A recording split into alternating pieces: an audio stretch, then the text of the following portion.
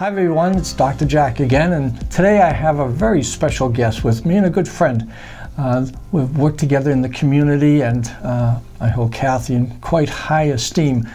I'd like you to meet Cathie Mouring, who is the Executive Director of Graceway Village. Cathie, welcome to the show. Oh, thank you. It's wonderful to be here. It's terrific. Tell the audience, Cathie, a little about your history, if you would, getting to Graceway Village and how long you've been with Graceway Village, and tell the folks a little about the mission of your wonderful organization. Thank you. It's really all about Graceway Village. I actually had retired about 6 years ago, not seeing that this privilege was going to come before me, and when it did, I jumped in with both feet. Graceway is a nonprofit in St. Lucie County, and we focus primarily on meeting the emergency needs of our neighbors who are greatly in need. We run a food kitchen every Sunday night in Fort Pierce. We feed over 8,400 people a year. Wow. Just through that alone. We also run a children's boutique where children who are in crisis can come 3 times a year and obtain clothing. I didn't know that there were children who are actually truant from school because they did not have clothes that were dress code appropriate until I had the privilege of joining this organization, and they are from grandparents, great-grandparents, and as well as foster families. So we help clothe them. Last year we clothed over 2,000 children free of charge, which is wonderful. Most importantly, and it's not really most important, those are basic needs that are emergency, but we're now moving forward to building a transitional living facility for homeless families. Wow. Now, where are you physically located? We're on Hartman Road, 1780 Hartman Road in Fort Pierce. Okay, wonderful. Now, our show is called Entrepreneur's Corner, as you know, and the focus that we have is for folks who are entrepreneurs to share insights and knowledge about their experience as entrepreneurs with our audience. And many of the folks in the audience are considering whether they should go into business or go into a more traditional job. Now, the concept of an entrepreneur is basically someone who doesn't get a salary, but has the responsibility of building an organization. There's also in business a concept that some of you may be aware of. It's called an intrapreneur. An intrapreneur is someone who does have a salary and they are hired by a company or an organization, but they have that mindset. They have the value of saying, you know what, I want to run this as if it were my own company, as if I were in charge. And indeed, Cathie, you are, to say the least, not an entrepreneur, because you do get a salary, albeit not much, but you do, I'm sure. But you are what's called an intrapreneur. So as an intrapreneur/entrepreneur, what are some of the challenges that you face running and growing this organization? I really like how you say that. I think most of us have heard the analogy of a 3-stranded rope is one of the strongest ropes there are. And it's because they each strengthen each other and depend on each other. And that's how I tend to look at my responsibilities in the organization and the management perspective. Everyone automatically thinks first of the clients. These are individuals who are living in crisis and they're going hungry. And so I'll start with that particular one.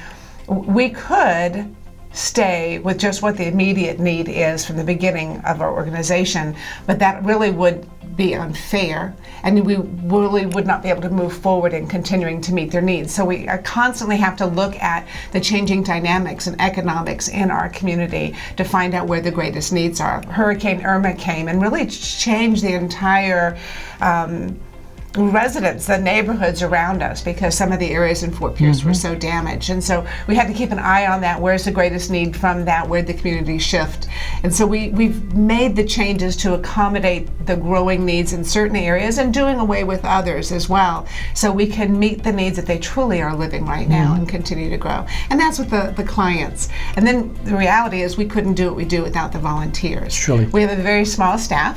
As I know you surmise, I would say 98% of the work is done by volunteers. Wow. So I have to make sure that these volunteers walk in feeling like this is their community. Because if they feel it's their community, and like their club and their friendships and their work is worthwhile, they're going to come back. Yeah. We want them to come back. The clients are regular. They love to see the same volunteers. So I have to keep on top of that and sometimes do a little bit of rah-rah sessions. But I mean it. It's absolutely sincere. We need it ourselves, those of us on staff. And then, of course, the largest dynamic is the donors, and we could not keep the doors open without the donors. So that's the one that I tend to, my job is focusing more and more on. The donors, yes, we want them to know who they're helping, but more importantly to me is I want the donors to know how they will benefit from this, what they're going to get out from contributing to Graceway Village, they themselves, because it's in some ways kind of like a capitalistic venture. You know, I do believe it goes both ways, and so that's a focus I try to have with the donors. Okay. Well, what I'm hearing you say, Cathie, from an entrepreneur's point of view, the first point of how your client need can change. You know, you said that, you know, because of the hurricane, your client base changed, the client need changed, and so as an entrepreneur or as an entrepreneur, you have to be sensitive to the needs of your clients and be able to change.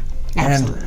And I think some entrepreneurs will say, okay, I'm just going to do the same thing over and over without really sensing where their clients are and being sensitive to their clients. They're not going to be as successful as, you know, in business or even as an entrepreneur.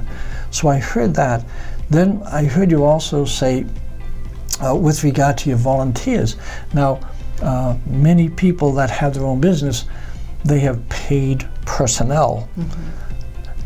But the paid personnel have to be treated with the same kind of, I mean, you're going out of your way to be sensitive to making your volunteers feel that they're part of the team and making them feel that they're happy to be there. Well, I think that as an entrepreneur, if you have employees, your role is to make them feel, you know, yours is even more challenging because the employer pays them a certain amount of money and can expect a certain amount of response. You don't, these are volunteers, and so you really have to make them feel involved, appreciated, acknowledged, recognized, all those things that from us as a psychologist, those are some of the most important motives of why people stay in their jobs is recognition and appreciation. You're doing that, and I think our entrepreneurs have to learn that it's not just money that's going to keep an employee, but if you really want to have an employee who feels like a volunteer, who really loves and is appreciated, they have to do some of the things that you're doing, whether, you know, it's that smile, it's that sincere appreciation, and sometimes sincere rah-rah that you talked about. That's right. And then the third thing you talked about was the donors and how important that is, that you build a bond and a relationship with them. And from an entrepreneur's point of view, you know, their prospective clients, they're not donors, but they're the ones that are going to be providing income to the organization. So what are you doing with regard to the donors? And let's just spend, we have only a couple of more minutes. Let's spend a couple of minutes. What kind of donors are you looking for? How do they get in touch with you? You talk about a capital campaign. You have your daily needs, and now you have the capital. Just talk a little bit about how can people get in touch with you? What kind of donations are you looking for? Is there a minimum? Is there a maximum? Can you just share with the folks a little of what you're looking for, and maybe some of these folks can be spokespeople for you. So appreciate that very much. We have two main finance campaigns. One is our community care partnership, and that's one that we certainly encourage businesses and individuals to participate. They can do a monthly donation and become a partner with Graceway Village, and we so need that. That keeps us running. That's that keeps the day-to-day operations. Got it. And then we're moving into the capital campaign to build this transitional living facility, and that is a big deal. It's a great need in our area. And those donors are literally going to be the groundwork for something that's going to change lives for generations to come. And what is it? What is the goal to build what? A transitional with homeless families. Homeless families will live on site for 9 to 18 months, and through the process, they're going to get all kinds of services in order to become self-sufficient, as well as healthy family units. So when they graduate, they'll be able to offer that for wonderful. their families. Is there, to become a partner, is there a minimum that I have to donate $20 a month or $200 a month? Is there a minimum for that part of the program? Absolutely not. Whatever an individual feels led to donate is what we'd like. Because I realize that to somebody who, let's say, a retired teacher, they do not have the income to give a large amount, but to them giving $10 a month is as much as another individual of 100 or 200. And I love the fact that the heart is behind the gift, and that's what means the world to me. And it really does keep it going. And I think you understand the reason with that. Okay, wonderful. Cathie, for anyone to either donate to your ongoing program or to donate to the capital campaign, how do they get in touch with you? Because we'd like you to. Thank you so much. They can go to our website, which is www.gracewayvillage.com. Say that again slower, so I want everyone to hear. Oh, thank you. www.gracewayvillage.com. They can also contact us at 772-925-3074. Cathie is truly an entrepreneur, and for us entrepreneurs, she really is showing us ways to be effective as entrepreneurs. So Cathie, thank you very much for joining us today, and we wish you nothing but the very best of success. Thank you very much. It's a great privilege. Thank you, folks. You've been listening to Entrepreneur's Corner, a talk show that interviews entrepreneurs of the Treasure Coast and gets valuable insight to their secrets for success and the story of their business. Sponsored by DiscountDirectory.net and TCoast Studios. Are you looking for more customers? We've developed a highly effective state-of-the-art online local directory to promote discounts and deals from local business owners. Introduce yourself and share a special incentive for local residents on DiscountDirectory.net. Support local, save local. DiscountDirectory.net